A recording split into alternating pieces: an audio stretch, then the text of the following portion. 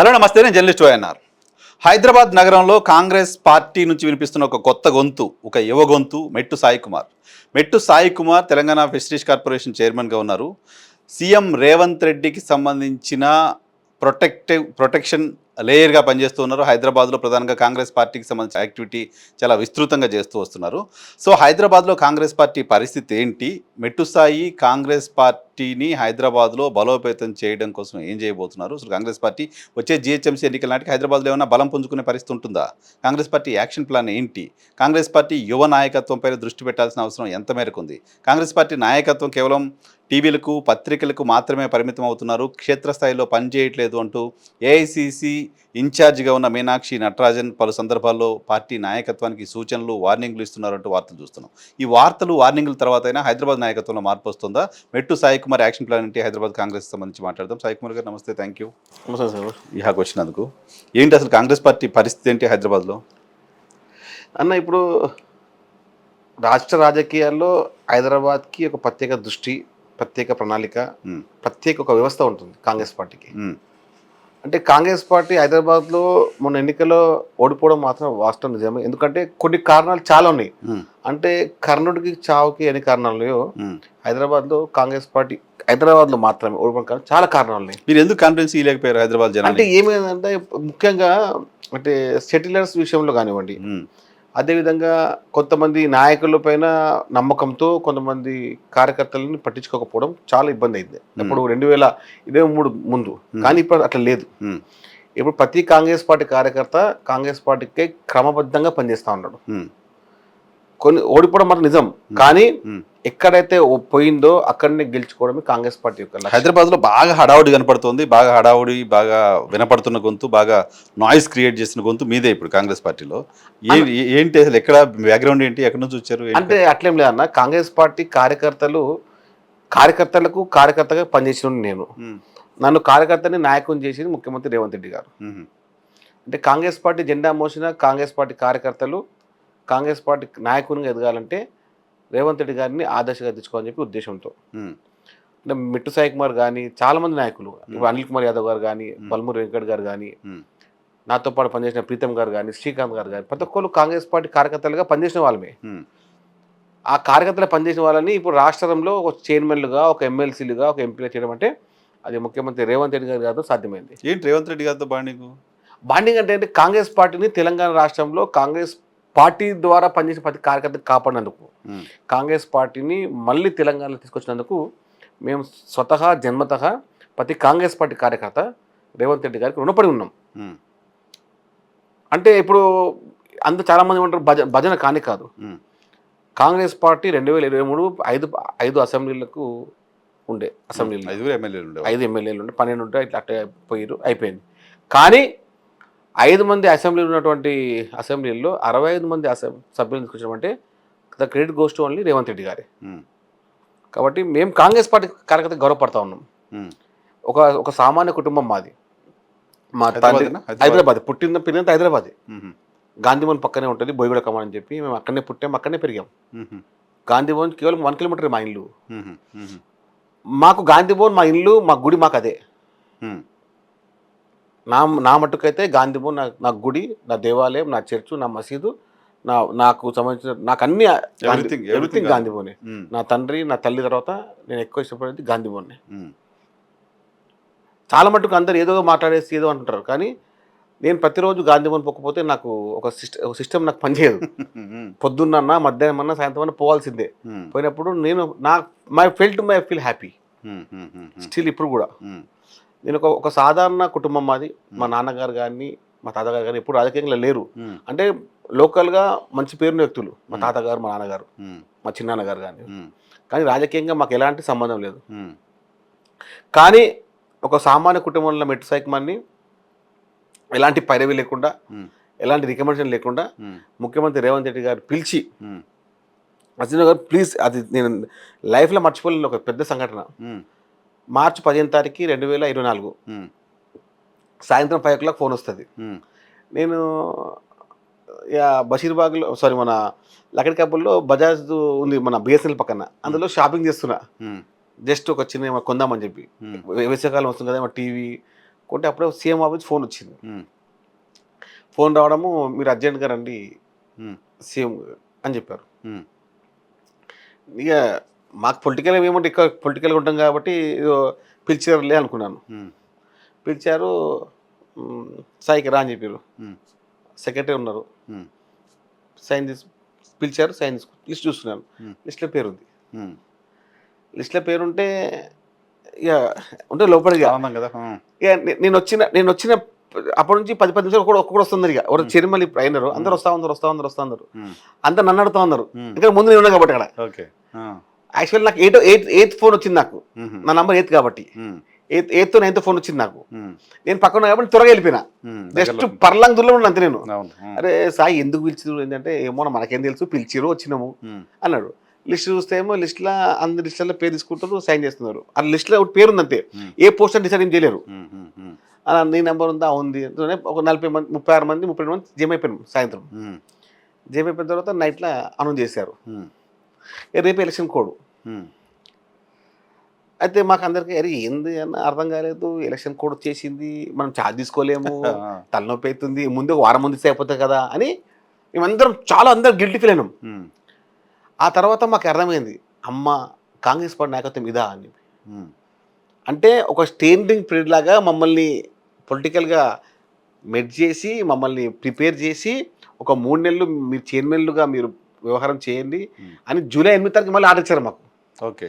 అంటే ఈ 3 నెలలు మాకు ప్రిపరేషన్ లాగా. అంటే ఎన్నికల్లో విధానం అంటే మేము ఒక 10 నిమిషాలు అనుకున్నాం, అరే ఒక దినం ముందు ఇస్తే మేము ఛార్జ్ తీసుకుంటాం కదా, ఎలక్షన్ కూడా వచ్చేసింది కదా, ఎట్లా కదా అని చెప్పి ఒకటే అందరం పెద్ద పెద్ద క్వశ్చన్ వేసుకున్నాం మాకు మేమే, అరే ఎట్లా అట్లా చెప్పి. కానీ హ్యాట్స్ ఆఫ్ కాంగ్రెస్ పార్టీ ముఖ్యమంత్రి రేవంత్ రెడ్డి, హ్యాట్స్ ఆఫ్. అలాంటి నాయకత్వానికి కింద మనం పనిచేసినందుకు ఒక్కోసారి అనిపిస్తుంది, అమ్మయ్యా ఆయన టేక్ కేర్ చేస్తాడు అంతా, మన పరిస్థితి ఆయన చూసుకుంటాడు అని చెప్పి. మీరు అడగల నాకు ఏదో పదవి కావాలన్నా నేను అడగలేదు ఎవరు. తర్వాత అంటే కాంగ్రెస్ పార్టీ ఎవరు జెండా మోసిర్రో ఆయనకు బాగా తెలుసు. మెట్టిసాగమ కష్టపడినా లేదా, ప్రీతం కష్టపడినా లేదా, శ్రీకాంత్ కష్టపడినా లేదా, వెంకట్ ఏం చేసిండు, అనిల్ ఏం చేసిండు, ఇంకా మిగతా నాయకులు చాలా మంది ఏం చేసినారు ఆయనకు స్పష్టంగా తెలుసు. కాబట్టి ఆయన ముఖ్యమంత్రి అయినారు. ప్రతి కాంగ్రెస్ పార్టీ కార్యకర్త ఆయన అన్నాడు, నలుగురు బాగు కోసం ఉన్న వ్యక్తి ఎప్పుడు 4 కాళ్ళ పాటు చల్లగా ఉంటాడు. కరెక్టే. కానీ మీరు చాలా మందికి వార్నింగ్లు ఇస్తూ ఉంటారు ఏంటి, అసలు మీరు ఏంటి బ్యాక్గ్రౌండ్ ఏంటి? హరీష్ రావుకి వార్నింగ్ ఇవ్వడం చూస్తుంటా, కేటీఆర్కి వార్నింగ్ ఇవ్వడం చూస్తుంటా, బండి సంజయ్కి వార్నింగ్ ఇవ్వడం చూస్తా, బీజేపీ ఆఫీస్ మీదకి పోతుంటారు, ఏంటది? అంటే లేదు అన్న, నేను ఏమంటున్నా అంటే వాళ్ళ స్థాయి తగ్గట్టు మాట్లాడితే మేము మా స్థాయి తగ్గట్టు మాట్లాడుతూ ఉంటాం. వాళ్ళు కూర్చొని ప్రతిసారి పొద్దున్న లేవగానే ముఖ్యమంత్రి గారిని తిరుగుతూ ఉంటారు. ఎందుకు తిడతారన్నా? పొద్దున్న లేవగానే ముఖ్యమంత్రినే కదా, ముఖ్యమంత్రి గారిని తిట్టడం ఏం అవసరం వచ్చింది? అంటే ముఖ్యమంత్రి గారు తిడితే కానీ వాళ్ళు పేపర్లు రాలి ఫొటోస్ వాళ్ళవి, పబ్లిక్ వాళ్ళని గుర్తుపడని చెప్పి. 10 ఏళ్ళు మీ మామగారు మీ నాన్నగారు ముఖ్యమంత్రిగా ఉన్నప్పుడు ఈ క్వశ్చన్ ఆయనకి ఎందుకు వేయలేదు? రుణమాఫీ విషయంలో కానివ్వండి, మేము రుణమాఫీ మేము చేసామని చెప్తున్నాం, చేసాము కూడా చేస్తాం.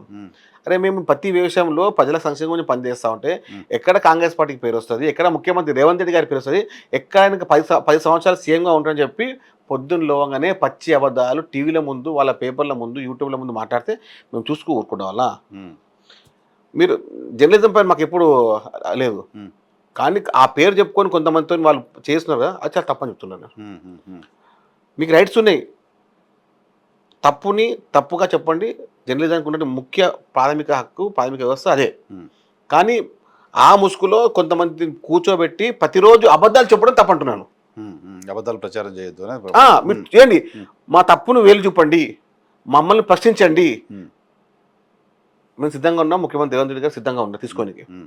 కానీ ముఖ్యమంత్రి రేవంత్ రెడ్డి గారే తప్పు, ముఖ్యమంత్రి రేవంత్ రెడ్డి గారు తప్పు చేస్తున్నారు అని ప్రతిరోజు చెప్పడం అంటే అంటే ప్రతిరోజు మీరు ఒక అబద్ధాన్ని నిజం చేయడానికి ఎంత ప్రయత్నిస్తారు? ప్రతిపక్షాలు ప్రశ్నిస్తే కదా, ప్రశ్నించడం వేరు, అబద్ధం వేరు. అసలు ప్రశ్నించడం వేరు. దానికి క్లారిఫై చేయడం ఓకే, వార్నింగ్లు ఇవ్వడం, ఆఫీస్ మీద పోవడం లేదు. ఆఫీస్ నేను అట్లట్లేను, వార్నింగ్ కాదు నేను చెప్తున్నాను, నేను కూడా వారికి అర్థమయ్యే భాషలు చెప్తున్నాను. నేను కూడా వారు పొద్దున్న లోగానే మీరు మొగాడైతే ముఖ్యమంత్రి మొగాడు కాబట్టి మీ నాయన దించి కూర్చోటి పక్కన కింద. నేను చెప్పదు ఆ మాట చెప్పాలిగా, ఆయన మొగాడు కాబట్టే మీ నాయన ముఖ్యమంత్రి సీట్ని జరిపేసి ఆయన కూర్చున్నాడు, ప్రజల పక్షం ద్వారా ప్రజల చేతి ఎన్నుకోబడి. ఏదో ఇదేమన్నా తండ్రి చచ్చిపోతే సీట్ కొడుకు ఏమన్నా ఇది గవర్నమెంట్ జాబ్ ఏమన్నా? ఆయనకేముందంటే మా నాయన లేడు కాబట్టి మా ఆయన తర్వాత నేను కూర్చోడానికి ఆయనకుండే.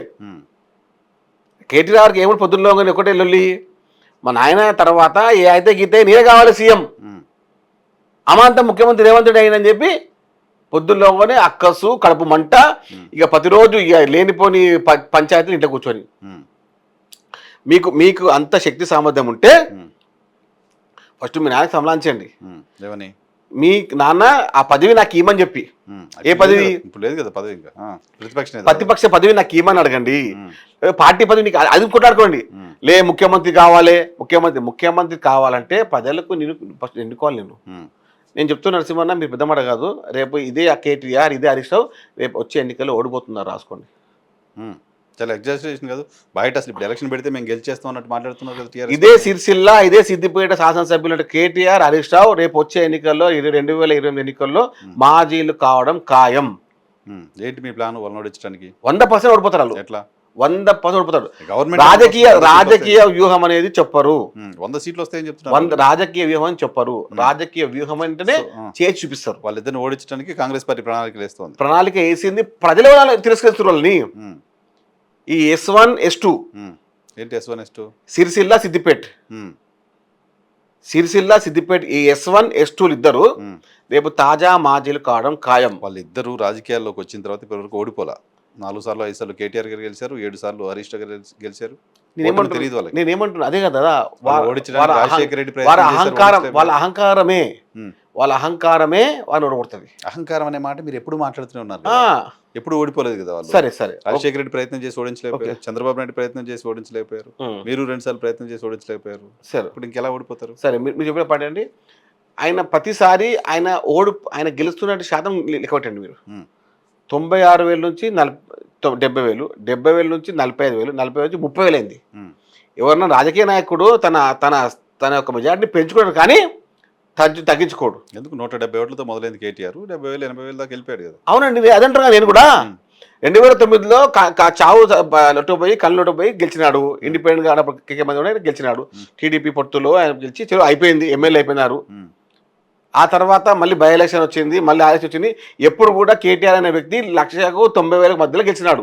గెలవడమే కదా, టెక్నికల్ గెలవడం. గెలిచినాడు. నేను ఏమంటున్నా, ప్రజల కోసం ప్రత్యక్షంగా గెలిచిన మీరు గత ఎన్నికల్లో 30,000 27,000తో గెలిచినారు. నేనేమంటున్నా, ఇదే 27-30,000తో మీరు ఓడిపోతా అంటున్నాను. ఎట్లా రాజకీయ కాంగ్రెస్ పార్టీ నాయకత్వం ఓటమి లేదు, ముఖ్యమంత్రి కూటమి ఉంది కానీ వాళ్ళిద్దరికి ఓటమి లేదు. అదంటారు కదా, వాళ్ళకు కూడా వాళ్ళ అకౌంట్ ఓపెన్ చేసుకోవాలి. ఓటమిలా వారి అకౌంట్ ని ఓపెన్ చేయడానికి సిద్ధంగా ఉండండి. ఓటమి దానిలో ఇది రాసి పెట్టుకోండి. ఒక్కసారి ముఖ్యమంత్రి గారు పక్కా వ్యూహం పెట్టి వచ్చినారంటే అంటారు కదా, పూకటి వెళ్ళతో తీసి పడేస్తారు ఆయన. ప్రతి సోరి పొద్దుల్లో ఆయన కూర్చొని మాట్లాడుతారు కదా, ఏమని, ముఖ్యమంత్రి రేవంత్ రెడ్డి గారు మీకు దమ్ముంటే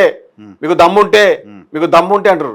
ఆయన దమ్ము చూపిస్తారు సరే, రాసుకోండి మీరు. ఆయన దమ్ముంటే ఎలక్షన్ పెట్టడానికి సవాల్ చేస్తున్నారు ఆయన. నేను అంటారు కదా, నేను ఏమంటున్నా, రేవంత్ రెడ్డి గారిని తట్టుకునే శక్తి సౌత్ ఇండియాలో ఎవరికి లేదు. ఎవరికి లేదు.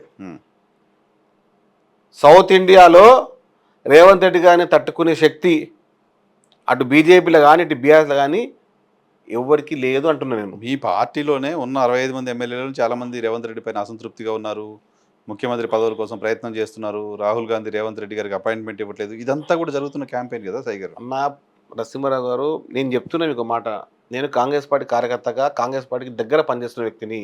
నేను ప్రతి వ్యవస్థ నాకు తెలుసు. రేవంత్ రెడ్డి గారికి ఉన్నటువంటి ఫ్రీనెస్ హైకమాండ్లో ఎవరికి లేదంటున్నాను. మీరు అపాయింట్మెంట్ కాదు, ఆయన ఎప్పుడు తలుచుకుంటే అప్పుడు కేంద్ర నాయకత్వం పార్టీ నాయకత్వం ఎప్పుడైనా పిలిచేంత మన సిద్ధంగా ఉన్నారు. ఒకటి పేపర్ల కోసమే, పేపర్ల న్యూస్ కావాలి, పేపర్లు వజన్ కావాలి, పేపర్లు సబ్జెక్ట్ పెంచుకోవాలి. పేపర్ ఏం చూస్తారు, రేవంత్ రెడ్డి గారి ఫోటో లేకపోతే పేపర్ కొడుతున్నారు. అవునా, రేవంత్ రెడ్డి గారి మ్యాటర్ పేపర్ లేకపోతే ఏ పేపర్లోని పేపర్ చూడరు. అంతే. ఇప్పుడు తెలంగాణ అనేది రోల్ మోడల్ ఆఫ్ కంట్రీ అయిపోయిందండి. ఇప్పుడు 2024 పార్లమెంట్ ఎన్నికల్లో బీజేపీకి అన్ని సీట్లు రావడానికి కారణము రాహుల్ గాంధీ గారు ఎక్కడ సెంటర్లో బీజేపీ సీట్లు తక్కువడానికి బీజేపీకి సీట్లు తక్కువడానికే కారణము సెంటర్లో సౌత్ రానికి తక్కువ కారణం రేవంత్ అన్న. మ్మ్. మ్మ్. అప్పుడు రాజ్యాంగం సంబంధించిన రిజర్వేషన్ విషయంలో మాట్లాడి సౌత్ ఆఫ్ అట్రాక్షన్గా మారినాడు. మ్మ్. అది గుర్తించి అది భయపడి అది వ్యవస్థతోనే బీజేపీ పార్టీకి సౌత్ ఇండియాలో ఎవరన్నా బీజేపీ పార్టీ కూడా కుడతారంటే ఓన్లీ రేవంత్ రెడ్డి గారు మాత్రమే. మ్మ్. ఆ భయపడే ఆయన పోయి పవన్ కళ్యాణ్ వాణిలు లేపుతా ఉన్నారు కానీ మ్మ్. అది ఏం అయ్యేది లేదు. రేవంత్కి భయపడే పవన్ కళ్యాణ్ చెప్తాను. లేపుతా ఉన్నారు అంతే కదా. మ్మ్. ఇప్పుడు అంత పవన్ కళ్యాణ్ గారిని అంత లేవడం కారణం ఏంది బీజేపీ? మ్మ్. ఆయన సనాతన ధర్మం అంటున్నాడు, బీజేపీ ఐడియాలజీ మాట్లాడుతున్నాడు. ఓకే, అదొక పాయింట్ ఉండొచ్చు వాళ్ళ పార్టీ విషయంలో కానివచ్చు. బీజేపీని ఒత్తేసే దమ్ము సెంటర్లో రాహుల్ గాంధీ తప్ప లేదు. మ్మ్. సౌత్లో బీజేపీని అంత స్మాష్ చేసే శక్తి రేవంత్ రెడ్డి గారికి ఉంది. అసలు బీజేపీలోకే రేవంత్ రెడ్డి పోతారనే క్యాంపెయిన్ కూడా జరుగుతోంది. అది వాళ్ళకి వాళ్ళనుకుంటారు. అది విషయం ఏమంటే ప్రతిరోజు రేవంత్ రెడ్డి గారిని రేవంత్ రెడ్డి గారి మాట లేకపోతే ఏ యూట్యూబ్ ఛానల్ నడవదు, ఏ పేపర్ నడవదు, ఏ లింక్ మీద నడవదు. సో పవన్ కళ్యాణ్కి పోటీగా రేవంత్ రెడ్డికి పోటీగా పవన్ కళ్యాణ్ తీసుకొస్తుంది. పవన్ కళ్యాణ్ గారిని సౌత్లో వాళ్ళు ఒక అట్మాస్ఫియర్గా పొడి చేసుకుంటున్నారు. అది నిజం. అది నిజం. అది కానీ పవన్ కళ్యాణ్ కన్నా 100 రెట్లు రేవంత్ రెడ్డి గారికి ఫాలోవర్స్ ఉన్నారు. 100 రెట్లు పొలిటికల్ ఫాలోవర్స్. పొలిటికల్ ఫాలోవర్స్ వేరా, మన సినిమా ఫాలోవర్స్ వేరా. దానికి చాలా డిఫరెంట్. ఒక వ్యక్తిని పొలిటికల్గా ఇప్పుడు ఒక సబ్జెక్ట్ లేకుండా ఒక మ్యాటర్ లేకుండా కొంతమంది నాయకులు ఎవరని చెప్పండి, అనర్గళంగా 2 నుంచి 3 సత్తా ఉన్న నాయకుడు రేవంత్ రెడ్డి గారు. ఒక సబ్జెక్ట్ పైన స్పష్టంగా అంకెలతో సహా సంఖ్యతో సహా ప్రతి మ్యాటర్ని అందరికి ప్రజలకు ఆమోదయోగ్యమయ్యే విధంగా మాట్లాడతారు. కాబట్టి ఇప్పుడు సౌత్ ఇండియా స్టార్ ఎవరున్నారంటే రేవంత్ రెడ్డి గారు. ఇప్పుడు తెలంగాణ మాట్లాడలే మేము. తెలంగాణ ఇప్పుడు ఆయన బరాబర్ అయిపోయిందిగా. వచ్చే 10 ఏళ్ళు మీరే, టెన్షన్ ఏం లేదు. ఈ 10 ఏళ్ళు వచ్చే 10 ఏళ్ళు, ఈ 5 ఏళ్ళు వచ్చే 15 ఏళ్ళు కాంగ్రెస్ పార్టీ పక్కా ఉంటుంది. ఈ 5 ఏళ్ళది వ్యవస్థ మాట్లాడకండి ఎవరిగా. వచ్చే 10 ఏళ్ళు టార్గెట్. వచ్చే 10 ఏళ్ళు ఏ విధంగా తెలంగాణ రాష్ట్రంలో కాంగ్రెస్ పార్టీ ఉండాలి, ముఖ్యమంత్రి రేవంత్ రెడ్డి గారు ఉండాలని చెప్పే ఉద్దేశంతో ప్రజల నాడిది. ఏదో మిట్టి సైకుమార్ మాట్లాడుతుంది కాదు, కాంగ్రెస్ పార్టీ కార్యకర్త మాట్లాడుతుంది కాదు. ఇది ప్రజల 15 ఏళ్ళు తెలంగాణని మీరు వెళ్ళడం విషయం ఓకే. వచ్చే జిహెచ్ఎంసీలో కాంగ్రెస్ గెలుస్తుందా? 100% గెలుస్తుంది. ఎట్లా? 2009 జిహెచ్ఎంసీ ఎన్నికల్లో పోటీ చేయని బీఆర్ఎస్ పార్టీ 2015 సంవత్సరంలో 100 సీట్లు గెలిచినప్పుడు ఎన్నోసార్లు మేము మేయర్ గెలిచినాము, డిప్యూటీ మేయర్లు అయినాము, కౌన్సిలర్ కార్పొరేటర్ గెలిచాము. కానీ మేము ఎట్లా గెలవండి? ప్రతి వార్డులో, ప్రతి బూత్లో, ప్రతి డివిజన్లో, ప్రతి ఇంటికి, ప్రతి గడపకి కాంగ్రెస్ పార్టీ కార్యకర్త ఉన్నాడు. అసలు మీ కార్యకర్త దిగలేనప్పుడు, మీరే గెలిచినప్పుడు మేమేం గెలవండి? సో జిహెచ్ఎంసీ మీదే. జిహెచ్ఎంసీ కాంగ్రెస్ పార్టీదే. జిహెచ్ఎంసీ ఎన్నికల్లో పవన్ కళ్యాణ్, టీడీపీ, బీజేపీ కలిసి పోటీ చేయబోతున్నారు అంటే ఒక క్యాంపెయిన్ జరుగుతుంది. 100% కలిసి చేస్తారు. ఎన్డీఏ కూటమి కలిసి పవన్ కళ్యాణ్ గారు కూడా క్యాంపెయిన్ చేస్తారు. బాలకృష్ణ గారు క్యాంపెయిన్ చేస్తారు. చంద్రబాబు నాయుడు గారు క్యాంపెయిన్ చేస్తారు. ఎవరు చేసినా ప్రజల గుండెల్లో ఉన్నది రేవంత్ రెడ్డి గారు మాత్రమే. నేనేమంటున్నాను, ఎంత వ్యవస్థ మాట్లాడినా, ఎన్ని చెప్పినా రేవంత్ రెడ్డి గారి చరిష్మని దాటుకునే నాదుడు సౌత్ ఇండియాలో లేడు. తమిళ్లో కానీ, కర్ణాటకలో కానీ, కేరళ, మన అదేవిధంగా మలయాళం కానీ, మా తెలుగు రాష్ట్రాల్లో కానీ, మా పాండిచేరిలో కానీ విపరీతమైన అభిమానులు ఎవరికి ఉన్నారంటే అది రేవంత్ రెడ్డి గారికి మాత్రమే. సినీ గ్లామర్ వేరు, పొలిటికల్ గ్లామర్ వేరు. Different politician. రేవంత్ రెడ్డి గారు మాట్లాడితే ప్రతి రాష్ట్రంలో ఉంటే ప్రతి వ్యక్తి స్పష్టంగా రేవంత్ రెడ్డి గారు మాట్లాడుతుందని చెప్పి ఆ క్షణం కోసం వెయిట్ చేసే మనుషులు ఉన్నారు. రేవంత్ రెడ్డి గారికి భాష రాదు, బయటికి పోతే హిందీ సరిగా మాట్లాడలేరు, ఇంగ్లీష్ సరిగా మాట్లాడలేరు అని ఒక ట్రోల్స్ కూడా జరుగుతుంటాయి. చెన్నై మీటింగ్కి వెళ్ళినప్పుడు చెన్నై మీటింగ్లో కూడా ఆయన సరిగా మాట్లాడలేదు, లాంగ్వేజ్ సంబంధించిన ట్రోల్స్ నడుస్తున్నాయి. సో సౌత్ ఇండియా మొత్తం చేయాలంటే తమిళ్ రావాలి, కన్నడ రావాలి, అట్లీస్ట్ హిందీ, ఇంగ్లీష్ అయినా ప్రాపర్గా వచ్చి ఉండాలి కదా. ఇప్పుడు ఏమంటే ఎక్కడైతే చెట్టు మంచిగా పెరుగుతుంటుందో, ఎక్కడైతే కాయలు మంచిగా కాస్తే సమయం వచ్చిందో ఆ సమయానికే ఈ ట్రోల్స్. రేవంత్ రెడ్డి గారికి ప్రత్యేకమైన శైలి ఉంది, ప్రత్యేకంగా గుర్తింపు ఏర్పడుతుందని చెప్పి కొంతమంది చిల్లరగాళ్ళు ఆ ట్రోల్ చేసి కావాలని ఇమేజ్ డ్యామేజ్ ప్రయత్నం చేశారు. కానీ సమర్థత అనేది భాషకో వ్యక్తికో ఉండదు. ఒక వ్యక్తి సమర్థత కాపాడుకునేది ఆ వ్యక్తి యొక్క వ్యక్తిత్వం మాత్రమే. ఆ సమర్థత ఉన్న వ్యక్తి తెలంగాణ నుంచి రేవంత్ రెడ్డి గారు కావడము, ఆ సౌత్ ఇండియాలో 5 రాష్ట్రాల్లో ఆయనకు ప్రత్యేక శైలి ఉండడము, ప్రత్యేక గుర్తింపు ఉండడము, అది మన అదృష్టంగా భావిస్తున్నాం మేము. రేవంత్ రెడ్డి గారి గురించి మాట్లాడి మనం కన్నడగా మాట్లాడినా మంచి గుర్తింపు ఉంటుంది. తమిళనాడు పోయినా అరే రేవంత్ రెడ్డి గారు అంటే సీఎం గారు, ఆ గుర్తింపు రావడం అంటే చాలా చాలా అదృష్టం ఉంటుంది. అప్పుడు ఎన్టీఆర్, అప్పుడు అంత వైఎస్ఆర్, ఇప్పుడు రేవంత్ రెడ్డి గారు. తెలుగు రాష్ట్రాలకి. తెలుగు రాష్ట్రాల్లో ఈ 3 పేర్లు ఎప్పుడు చెరిగిపోలేనివి, ఎప్పుడు మరవలేనివి. ఇది నిజం అండి. ఓకే. ఏదో మనం మాట్లాడతాం మనం కాదు. రేవంత్ రెడ్డి గారి గురించి మాట్లాడే యొక్క నైతిక విలువలు బీఆర్ఎస్ పార్టీలో ఏ ఒక్కరు కూడా లేవు. స్థాయి లేదంటున్నారు కదా మీరు. అసలు రేవంత్ రెడ్డి గురించి మాట్లాడే స్థాయి లేదంటున్నారు కదా. విలువ కూడా లేదు వాళ్ళకు. విలువ కూడా లేదు. స్థాయి వచ్చినప్పుడు విలువ పెరుగుతుందిగా. ఆ విలువ లేకుండా మనుషులు వాళ్ళ పొద్దున్నలోగానే మీకు ఏమిటండి, పొద్దున్నలోగానే మనం ఏం చేయాలి? వెంకటేశ్వర స్వామి పేరు, ఆ శివుని పేరు తీసుకోవాలి. కల్లకుంట్ల కుటుంబం గారు పొద్దున్నలోగానే రేవంత్ రెడ్డి గారు, రేవంత్ రెడ్డి గారే, రేవంత్ రెడ్డి గారే, ఈ 3 పేర్లే వాళ్ళకి. రేవంత్ రెడ్డి భయపెడుతుండ వాళ్ళని.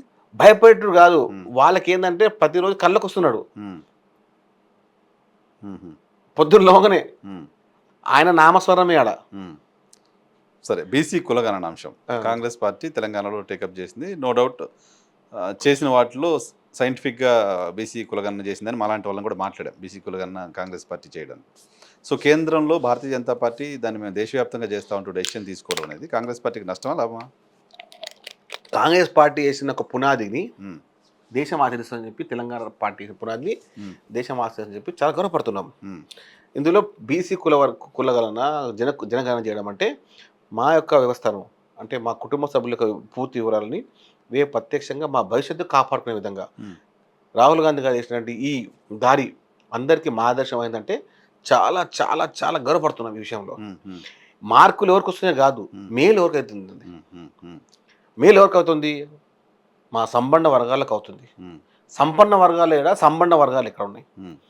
1931లో ఎక్కడో బ్రిటిష్ సామాజిక కాలంలో అప్పుడు జనగణన కులగణన అయిందన్నారు. 95 సంవత్సరాల నుంచి ఎలాంటి పట్టించుకున్న ఆధారం లేకపోతే రాహుల్ గాంధీ గారు కన్యాకుమారి నుంచి కాశ్మీర్ ఆపాదిస్తున్న సమయంలో ఈ కులగణన చేయాలి, ఈ విషయంలో నేను మీ కాంగ్రెస్ పార్టీ ముందని చెప్పారు. చాలామంది పార్లమెంట్లో మాట్లాడు, కులం గురించి తెలియని, కులం లేని వ్యక్తి కులం గురించి మాట్లాడుతున్నా అన్నారు. కులం లేని వ్యక్తి రాహుల్ గాంధీ కులం గురించి మాట్లాడుతున్నా అన్నప్పుడు ఆ కులం లేని వ్యక్తి ఏమన్నాడంటే, నన్ను మీరు దూషించినా పర్లేదు, నన్ను తిట్టినా పర్లేదు, నన్ను ఏమైనా పర్లేదు, కిస్ని ఉత్కి ఆబాది ఉత్ని ఉత్తి భాగీదారి, సంఖ్య ఎంత ఉందో వాళ్ళకంతా పంచాల్సిందే, వాళ్ళకంతా ఇవ్వాల్సిందే. మీరు నన్ను ఎన్ననండి పార్లమెంట్లో, నేను పడతాను. దేశ ప్రజల కోసం, కులగణన చేసే కోసం మీరు ఎన్ని మాట్లాడినా, ఎన్ని తిట్లు తిట్టినా నేను పడతాను, కానీ జనగణన కులగణన చేయాల్సిందని చెప్పి వారిని బీజేపీ నాయకత్వం ఒప్పుకునే విధంగా చేయాల్సి వచ్చే విధంగా చేశాడంటే రాహుల్ గాంధీ గారి హ్యాట్స్ ఆఫ్. వచ్చి 29 ఎన్నికలకి కాంగ్రెస్ పార్టీకి ఒక ఎజెండా, కులగణన అనేది ఎజెండాగా పోతుంది అనుకున్నాం. సో ఇప్పుడు కాంగ్రెస్ పార్టీకి ఎజెండా లేకుండా చేసేసింది బీజేపీ. అట్లే ఉండదండి. ఇప్పుడు కులగణన చేసేసారు, ఇప్పుడు నెక్స్ట్ ఎలక్షన్ మీరు మాట్లాడడానికి ఎజెండా లేదు. ఇప్పుడు కులగణన చేయాలి. ఎజెండా అనేది ఇప్పుడు ప్రత్యక్షంగా పరోక్షంగా వారు చేసే విధి విధానం తెలుస్తుంది కదా. ఇప్పుడు వాళ్ళు అనౌన్స్ చేసేసారు. ఇప్పుడు తెలంగాణ రాష్ట్రం అనౌన్స్ చేసింది, నిర్వహించింది, ప్రత్యక్షంగా ప్రతిష్టంగా నిర్వహించి విజయవంతం చేసింది. అది మా సమర్థత. ఇప్పుడు దేశవ్యాప్తంగా బీజేపీ చేయాల్సిందే అని చెప్పి పట్టుబట్టాము. చేస్తారా లేదా తెలుస్తుంది. ఇప్పుడు ఇది ఎన్నికల స్టంటా, బీహార్ ఎన్నికల స్టంటా, ఇంకే స్టంటా తెలుస్తుంది. కేంద్రం ఆమోదించింది, కానీ అయ్యే వరకు, అందరికీ న్యాయం చేసేంత వరకు మేము ప్రత్యక్షంగా పరోక్షంగా మేము పోరాటం చేస్తూనే ఉంటాము. మీ పార్టీకి సంబంధించిన ఎమ్మెల్సీ తీర్మార్ మల్లన్ లాంటి వాళ్ళు బీసీ కులగణన తెలంగాణ రాష్ట్రం చేసిన విధానాన్ని తప్పుపడుతూ ఉన్నారు. ఆ పేపర్లను కాల్ చేశారు, పార్టీ ఆయన సస్పెండ్ చేసింది. సో వాళ్ళు సపరేట్గా బీసీ వాదం పేరుతో జనాల్లోకి వెళ్తున్నారు తెలంగాణలో. డ్యామేజ్ కాదు మీకు అది? ఇప్పుడు నేను ఏమంటున్నాను నరసింహ గారు, బీసీ నాయకత్వాన్ని ఎవరో ఒక వ్యక్తి మా గురించి మాట్లాడి మేమే నాయకులం అని చెప్పుకునే స్థితిలో బీసీ నాయకత్వం లేదు. వేరు ఆ టీవీల ముందు కూర్చొని ఏదో 4 మాటలు మాట్లాడేసి ముఖ్యమంత్రి గారు తిట్టేసి కాంగ్రెస్ పార్టీ పేపర్ కాల్ చేస్తే అంటే బీసీల యొక్క నాయకత్వాన్ని మీకు సహించకుండా ఉన్నారా? కాంగ్రెస్ పార్టీలో బీసీ నాయకత్వం లేదా? కాంగ్రెస్ పార్టీ బీసీ నాయకత్వం గురించి మాట్లాడేంత స్థాయి మీకు ఎక్కడిది? కాంగ్రెస్ పార్టీ మీకు బీఫామ్ ఇచ్చినప్పుడు మీకు గెలిపించింది కాంగ్రెస్ పార్టీ కదా. ఒక వర్గాన్ని మీరు టార్గెట్ చేసి అందరు బీసీల యొక్క నాయకత్వాన్ని మీరు బలహీనపరచడం చేయడం లేదా? చెప్పండి. ఎవరి మెప్పు కోసం? బీజేపీ మెప్పు కోసమా, లేకపోతే బీఆర్ఎస్ మెప్పు కోసమా? చెప్పండి. ఎందుకు వాళ్ళ మెప్పు కోసం? 100% మీరు ఇప్పుడు ఎందుకు కలసి వచ్చింది? ఎవరిని? కేటీఆర్ని. రాజకీయ పార్టీగా అందరినీ కలిసి ఇప్పుడు చేసేది ఎవరు? కాంగ్రెస్ పార్టీ కులగణన చేస్తుంది కదా, ముఖ్యమంత్రి గారు కలవాలి కదా, అందరం కలుస్తలేడు ఎందుకు? నిజం అపాయింట్మెంట్ కాదు, అందులో అబద్ధాలు ఎక్కువ, నిజం తక్కువ ఉందని మల్లన్న మాట్లాడే మాటలు. మల్లన్న మాట్లాడే ప్రతి మాటలో అబద్ధమే ఎక్కువ ఉంటుంది, నిజం తక్కువ ఉంటుంది. అటువంటి అతనికి మీరు తీసుకొచ్చి పార్టీలో అది చేర్చుకుని సస్పెండ్ పార్టీ చేస్తాం కదా ప్రచార కమిటీ ఇచ్చి ఆయన ఎమ్మెల్సీని ఎందుకు చేశారు? మేము. ఎమ్మెల్సీ టికెట్ ఇప్పుడు ఎందుకు ఇచ్చారు? ఇప్పుడు తిరుమల మేము ఇప్పుడు టికెట్ ఉమ్. 2015 ఇచ్చినాం టికెట్ మేము. అప్పటికి తీర్మానం వేరే, ఇప్పుడు తీర్మానం 2015లో తిరుమల అనే వ్యక్తి ఎవరు తెలియనప్పుడే కాంగ్రెస్ పార్టీ బీఫామ్ ఇచ్చి మేము ఎన్నికల్లో పోటీ చేయించినాం. మళ్ళీ ఆయన పార్టీ వెళ్ళిపోయి మళ్ళీ ఇండిపెండెంట్ పోటీ చేసినాడు. మళ్ళీ బీఆర్ఎస్ పోయి మళ్ళీ బీజేపీకి వచ్చినాడు. బీఆర్ఎస్ పోలేదులే, బీజేపీ పోయిండు. మళ్ళీ కాంగ్రెస్కి వచ్చినాడు. కాంగ్రెస్ పార్టీ మీద బీసీ నాయకత్వం కాంగ్రెస్ పార్టీ నమ్మి లాస్ట్ టైం ఇండిపెండెంట్ పోటీ చేసిండు తిరుమల. ఈసారి పోటీ చేస్తే బాగుంటుంది అని చెప్పి మేము అంటే బీసీ నాయకత్వం అందరం ఏకతాటిపై నిల్చొని టికెట్ ఇవ్వడం జరిగింది. ముఖ్యమంత్రి గారికి చాలా మంది వద్దన్నారు కూడా, వద్దు మళ్ళీ అని చెప్పి. అయినా కానీ అధిష్టానాన్ని ఒప్పించి మీకు ఎమ్మెల్సీ టికెట్ ఇవ్వడం జరిగింది. అంటే రేవంత్ రెడ్డి గారు ఎక్కడ బీసీ నాయకత్వాన్ని ఇబ్బంది పెట్టింది చెప్పండి? బీసీ నాయకత్వం పెంపని చెప్పి తిరుమలలో బీసీ అని చెప్పి ఇచ్చాం కదా. ఆడే మాకు నాయకులు లేకనా బీసీ నాయకులు నల్గొండలా? మళ్ళీ కాకపోతే ఆ సీట్ మీరు గెలిచేదే కాదు అని కదా. అట్లా ఉండదు అది. ఒకసారి వ్యవస్థలో వచ్చిన తర్వాత గెలిచాం అనేది కనపడు. మేము గెలకపోవచ్చు కానీ మళ్ళీ గెలుస్తున్నా ఎందుకు గెలకపోతే మళ్ళీ లాస్ట్ టైం కాదండి. మేము గెలకపోతే మళ్ళీ గెలుస్తున్నా అట్లా. ఇప్పుడు మల్లన్న అనే వ్యక్తిని కేవలం 25% మాత్రమే గుర్తించారు. కాంగ్రెస్ పార్టీ దాన్ని 75% గుర్తించి 100% ఆయనకి ఎమ్మెల్యే చేయడం జరిగింది. సో కానీ అదే మీ పార్టీ చేసిన కులగణన పైన మీ పార్టీ బీఫామ్ పై గెలిచిన ఎమ్మెల్సీనే మీరు కన్విన్స్ చేసుకోలేకపోతే ఇంకా మిగతా బీసీలు ఎలా కన్విన్స్ అవుతారు? చోట ముందు చెంక ముందు ఎంత వేస్ట్ కదండి చెవిటోడు ఆయన. ఇప్పుడు ఎంత మాట్లాడినా కూడా బీసీ కులగణన అవుతుంది, వ్యవస్థ అంతా మారుతుంది, వ్యవస్థ అంతా మనం 42% వస్తున్నాము, మనం 56% ఉన్నామని చెప్పి మాట్లాడితే కూడా పొద్దున్నలో అదే పంచాయతీ పెట్టేసి నేను చెప్పిందే రైటు, నేను చెప్పిందే రైటు, నేను చెప్పిన చెప్పండి. అదే బాధ్యతగా రాజ్యాంగబద్ధంగా శాసన మండలి ద్వారా 47% బీసీ కులం జరిగేసి రేపు కులగణన చేస్తున్నాము, ఎస్సీ వర్గం చేస్తున్నామని అయినా కూడా నేను చెప్పింది రైట్ అని చెప్పడానికి ప్రతిరోజు ప్రయత్నం చేస్తూ ఉంటే ఎంత అంటే చెప్పండి. బీఆర్ఎస్తో పొద్దున కలుస్తావు, సాయంత్రం బీజేపీతో కలుస్తావు. ఇంతకీ నీకు కావాల్సిన ఎజెండా ఏంది? నీకేం కావాలి? అంటే బీఆర్ఎస్ పార్టీ అధ్యక్షుడు కావాలన్నా, బీజేపీ పార్టీ ప్రెసిడెంట్ కావాలన్నా, ఏం కావాలి నీకు? బీసీ నాయకత్వం కావాలన్నా? బీసీ నాయకత్వం కావాల్సిన వాడు బీసీ నాయకత్వం కలుస్తారు కదా. బీసీలను బొందబెట్టే వాళ్ళు ఎట్లా కలుస్తావు నువ్వు? పార్టీలు కదా, పార్టీలో బాధ్యులు కాదండి. బీజేపీ కానీ బీఆర్ఎస్ కానీ బీసీలను బొందబెట్టే పార్టీ అది. వాళ్ళు ఎట్లా కలుస్తావు నువ్వు? మీ పార్టీ కూడా, కాంగ్రెస్ పార్టీ కూడా అదే చేస్తుంది. ఎక్కడ వేసింది? బీసీల గురించి మాట్లాడుతుంది కాదండి. అట్లా కాదు. 9 మంది మంత్రుల్లో 11 మంది మంత్రుల్లో ఎంతమంది బీసీలు ఉన్నారు? పార్టీ కాంగ్రెస్ పార్టీ అధ్యక్షుడు బీసీ అండి. తెలంగాణలో ప్రధాన కాంగ్రెస్ పార్టీ అధ్యక్షుడు బీసీ. రేపు కాంగ్రెస్ పార్టీ ఆగస్టు 15 అప్పుడు జెండా గుంజినప్పుడు పీసీ పార్టీ జెండా కూస్తాడు. అక్కడ మంత్రులు వచ్చినా ముఖ్యమంత్రి వచ్చినా పక్కన కూర్చోవాలి. కాంగ్రెస్ పార్టీ కదా, ప్రభుత్వంలో పార్టీ ఉంది కదా. ఇప్పుడు నంబర్ 1 పొజిషన్ కదా బీసీది. పార్టీలో తెలంగాణ రాష్ట్రంలో ప్రధానమైన బీసీ సామాజిక వర్గాలుగా ఉన్న యాదవులకు క్యాబినెట్ లో చోట్లేదు, ముదిరాజులు క్యాబినెట్ లో చోట్లేదు, మున్నూరు కాపులు క్యాబినెట్ లో చోట్లేదు, ఇంకా చాలా క్యాబినెట్ బీసీ క్యాబినెట్ లో చోట్లేదు. ఇప్పుడు యాదవ్ అంటే అనిల్ కుమార్ యాదవ్ రాజ్యసభ నుంచి అతి చిన్న వయసులో. అది కాంగ్రెస్ పార్టీ కులం కోణంలో ఇచ్చింది కాదు. కాంగ్రెస్ కోటలో ఆయనకు వచ్చిన రాజ్యసభ యాదవ్ కోట యూత్ కాంగ్రెస్ కోట కాదండి. యాదవ్ కోట ముఖ్యమంత్రి గారు చెప్పారు కదా, బీసీ కోట యాదవ్ కోట అని చెప్పారు కదా. యువజన కాంగ్రెస్ పనిచేసినాడు కాదని చెప్పలేము మేము. అదొకటి. ఆది శ్రీనివాస్ గారు విప్పున్నారు, ఎమ్మెల్యే మంత్రి కాదు, విప్పున్నారు అంటే మంత్రి హోదా విప్పున్నారు, మంత్రి కావచ్చు భవిష్యత్తులో. ఒక విషయం. ఇంకొక ఏమన్నారు, ముద్దురాజ్ ఆల్రెడీ శ్రీహరి గారు ఉన్నారు, ఎమ్మెల్యే ఉన్నారు, ఆయన మంచి ఇప్పుడు రేస్ లో ఉన్నారు. మంత్రివర్గంలో స్థానం గురించి వస్తుంది అంటే విడతా ఉంది. కొన్ని వ్యవస్థ నడుపుతా ఉన్నారు కదా. ఇప్పుడు కాంగ్రెస్ పార్టీ బీసీ నాయకత్వం, కాంగ్రెస్ పార్టీ బీసీ నాయకత్వం పార్లమెంట్ కి రెండు అసెంబ్లీ స్థానాలు బీసీలకు ఇస్తా అన్నారు. ఆ ప్రాతిపదికన తెలంగాణ రాష్ట్రంలో 34 బీసీలకు స్థానాలు రావాలి. ఎన్ని ఇచ్చారు? 29. మిగతా 5 స్థానాలు ఎవరెవరు? అంటే గెలిచే స్థానాలు కావాలి కదా అన్న, గెలిచే స్థానాలు. అరే విన్నింగ్ హార్స్ అంటే నేను బీసీనే. ఇప్పుడు నేను ఓడిపోతాను, నాకు ఎందుకు టికెట్? నేను ఓడిపోతాను మాత్రమే ఓడిపోతారా? కాదు, నేను ఓడిపోతున్నా. నేను ఒక నంబర్ 1 నాయకుడు ఉన్నాడు అక్కడ, నంబర్ 2గా నేను ఉన్నాను.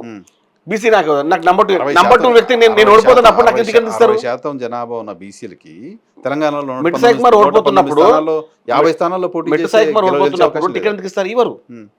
ఏదో కదా ఎమ్మెల్సీఓ ఎంపీ రాజ్యసభనో ఏమన్నా ఏం చేస్తారు, చైర్మన్ చేస్తారు. రేపు మిడ్ సాయి కుమార్ వ్యక్తి రేపు నాయకంగా బయటప్పుడు మళ్ళీ ఎమ్మెల్యే టికెట్ ఇస్తారు. ఆ మిడ్ సాయి కుమార్ అప్పుడు బీసీ అప్పుడు వస్తారు బీసీ అని చెప్పి ఫస్ట్ పేరు. అంటే ఒక నాయకత్వం ఉంచినప్పుడు ఆ నాయకత్వంలో ముందు నాయకత్వాన్ని పెంచుతున్నారు. ముందు నాయకత్వం పెంచాలి. అది ఎస్సీయా బీసీయా మైనార్టీ అని కాదు. ఆ తర్వాత బీసీ నాయకత్వం మళ్ళీ తీసుకొస్తాం బయటికి.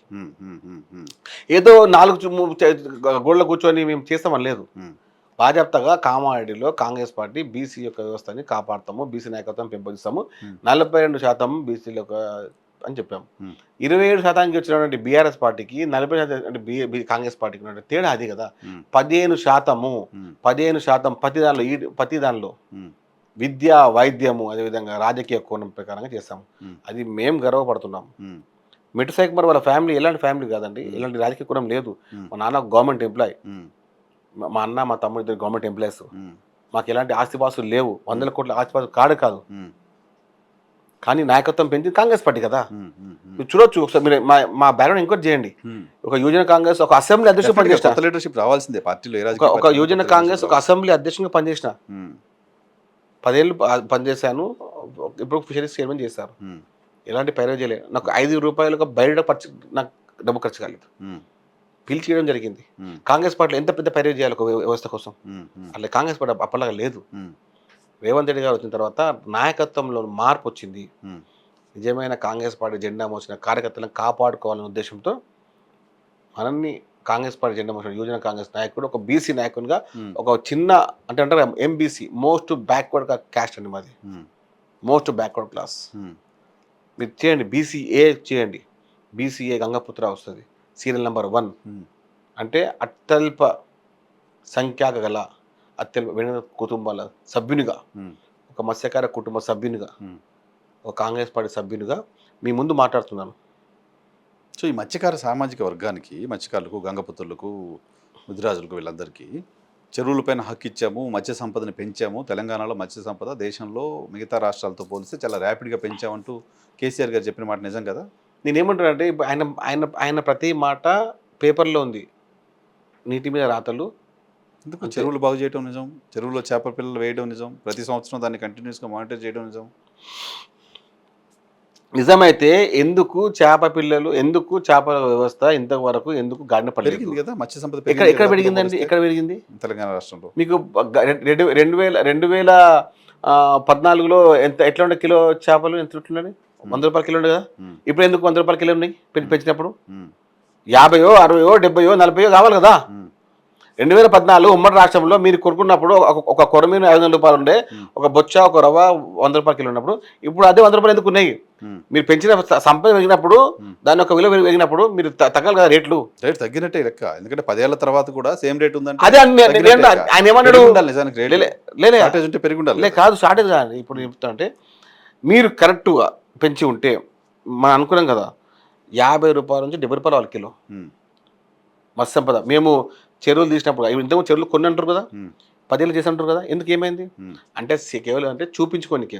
ఇప్పుడు మీరేం చేస్తున్నారు? 100కు 100%.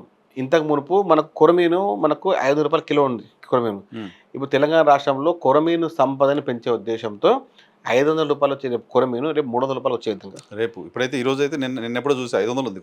అంటే వస్తాయి. ఇప్పుడు మంచిర్యాలలో 15 కోట్లతో 15 ఎకరాల్లో చాలా పెద్ద వ్యవస్థను ఏర్పాటు చేస్తున్నాం. ఉహు, రాష్ట్ర చేప ఉంది, మన గుర్తింపు ఉన్న చేప కాబట్టి కొరమీను అందరు తినాలి, ధర అందుబాటు రావాలనే ఉద్దేశంతో ముఖ్యమంత్రి రేవంత్ రెడ్డి గారు ప్రత్యేకంగా మంచిర్యాలలో చాలా పెద్ద పార్టీ ఏర్పాటు చేస్తున్నాం. ఉహు, 47 కోట్లతో కోయిడలో అత్యాధునిక ఫిష్ మార్కెట్ ఏర్పాటు చేస్తున్నాం. ఉమ్, ఎక్కడ కూడా రోడ్లపైన చేపలు అమ్మకుండా వారికి ప్రత్యేక వాహనాలు ఇస్తున్నాం. ఉమ్, ఇది రేవంత్ రెడ్డి గారు చేసిన ఘనత. రోడ్డు పైన మీరు చూసినప్పుడు అంత చేపలు అమ్ముతున్నారు రోడ్డు కదా. పక్కన పెట్టి అమ్ముతూ ఉంటారు. ఇప్పుడు నెక్స్ట్ వీక్ కనబడదు అక్కడ అది వాళ్ళు ఉహు, మంచిగా వైకిల్స్లలో అమ్మే విధంగా, ఉమ్, మీ ఇంటికి చేపలు వచ్చే విధంగా, ఉమ్, డెలివరీ చేసే విధంగా. ఉమ్, ఇంతకుముందు స్విగ్గీలో కానీ జొమాటోలో కానీ చేపలు ఇచ్చేది కాదు. ఉమ్, మేము ప్రత్యేకంగా ఆన్లైన్ ఏర్పాటు చేసుకుంటాం. ఉహు. ప్రతి ఒక్కరికి మనం మోటార్ వెహికల్ ఇస్తున్నాం, ఎలక్ట్రికల్ వెహికల్ డిపార్ట్మెంట్ నుంచి నుంచే. ఉహు, అంటే ఇంత చేస్తున్నాం కాబట్టి చెప్తున్నాం. ఉమ్, ఉమ్, ఏదో గాలిగా మాట్లాడేసి మేము ఇన్ని కోట్లు పెట్టినాం, అన్ని కోట్లు పెట్టినాం. దళాల వ్యవస్థని పెంపొందించింది మీరు. ఉమ్, కాంగ్రెస్ పార్టీ దళాల వ్యవస్థని చంపి చేసింది, ఉమ్, మధ్యలో ఎవరు బ్రోకర్ ఉండకుండా. ఉమ్. రైట్. చివరిగా ఏంటి, ఎప్పుడు అధ్యక్ష అంటారు? అలా ఇప్పుడు నేను అంటే ప్రతి ఒక్క నాయకునికి ఒక కళ, ఆ, ఎప్పుడో ఒకసారి ఎమ్మెల్యే కావాలి, చట్టసభలో పోవాలి, ఎప్పుడో ఒకసారి ఎమ్మెల్సీ కావాలా, ఎప్పుడో ఒకసారి రాజ్యసభ సభ్యుడు, లోక్సభ సభ్యుడు కావాలని చెప్పి ఆశ ఉండడం కంపల్సరీ, తప్పనిసరి. నేను అంటే కాంగ్రెస్ పార్టీ కార్యకర్తగా, కాంగ్రెస్ పార్టీ కుటుంబ సభ్యునిగా రేవంత్ రెడ్డి గారి నాయకత్వంలో పనిచేస్తున్నందుకు నాకు ఒకటే కోరిక, ఆయన నాయకత్వంలో ఇంకా 15 ఏళ్ళు గట్టిగా పనిచేయాలి. మ్మ్. ఆయన ఏ అవకాశం ఇచ్చినా దాన్ని పక్కా నిల్చొని పనిచేయడం, మ్మ్. ఆయన పక్కన నిల్చొని పనిచేయడం, ఆయన నాయకత్వంలో పనిచేయడం నాకు చాలా ఇష్టం. మ్మ్.